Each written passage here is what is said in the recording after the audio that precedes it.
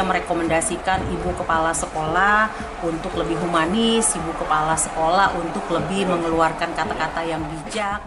Terkait kasus yang terjadi di SD Negeri 85 Palembang, Dinas Pendidikan Kota Palembang telah melakukan investigasi dan klarifikasi terhadap kedua belah pihak.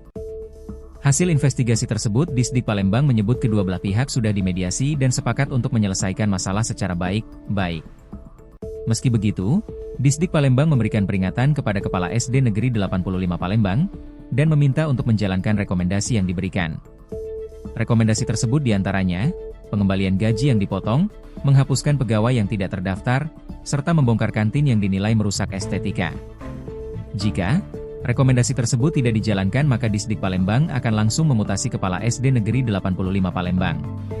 Kita berikan ke kepala sekolah dengan harapan hal ini kalau memang dilaksanakan kepala sekolah tentunya akan membuat situasi menjadi lebih kondusif. Hal-hal lain rasanya sudah cukup ya. Dan hal-hal yang lain itu sudah kita rekomendasikan, termasuk kemarin juga secara personal saya merekomendasikan Ibu Kepala Sekolah untuk lebih humanis, Ibu Kepala Sekolah untuk lebih mengeluarkan kata-kata yang bijak, untuk lebih manis, karena ini yang dibutuhkan saat ini untuk menenangkan semuanya.